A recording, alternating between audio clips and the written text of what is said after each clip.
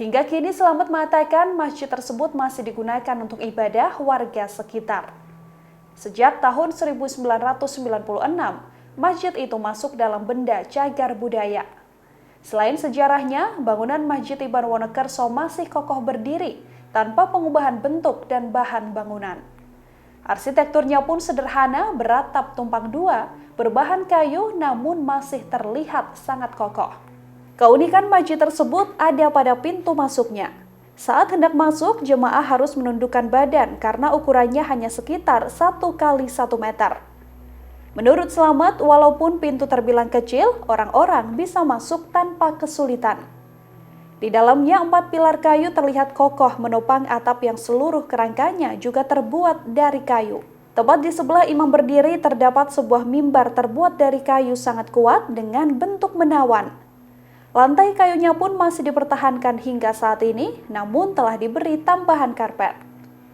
Kubah masjid yang dibuat menggunakan tanah liat masih terpasang dari awal didirikan oleh para wali.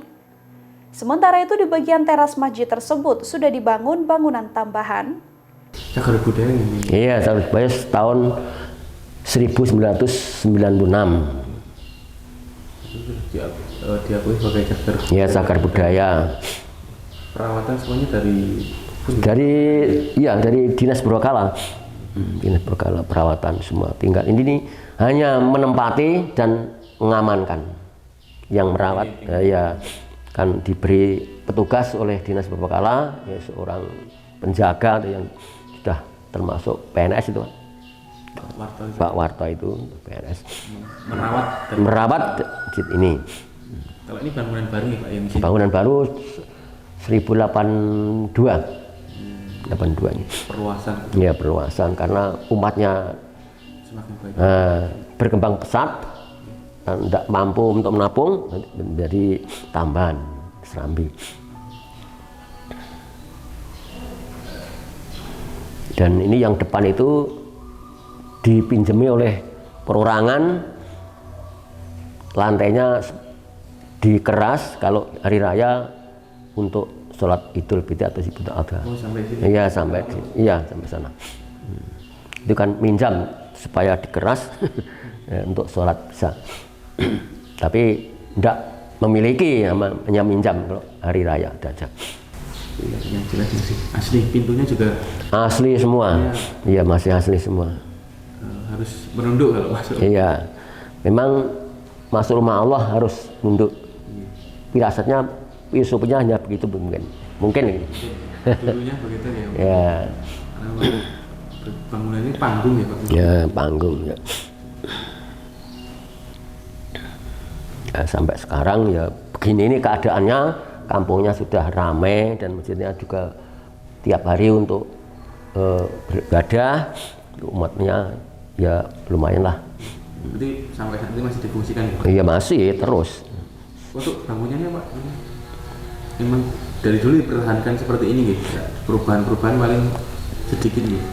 Kalau bangunannya masih utuh, tapi yang tahun 2002 itu direhab oleh Dinas Purbakala, yang masih layak dipakai, yang tidak layak dipakai diganti, dan sebenarnya tiang yang sebelah itu sudut itu diganti karena sudah lapuk. Ternyata bekasnya diletakkan di bawah kolom. Tapi ya dari dulu memang bentuknya seperti dari ya masih utuh, kalau bentuknya masih utuh. Ya masih kan. Hanya kalau zaman dulu itu tidak ada genting, semua kayu atau sirap, atapnya sirap. Lama-lama kan sirap atau kayu itu lapuk. Ya betul lah, terus kabur. Kan zaman dulu belum ada paku, hanya pantek, semua dipantek. Jadi kayu sirap itu pantek semua. Lama-lama kan habis menjadi lapuk. Ternyata sudah diganti oleh. Seingat saya yang masih kayu semua itu masih yang di atap, yang di atas. Tiang yang atap yang di atas itu masih kayu semasa kecil saya sampai sekarang.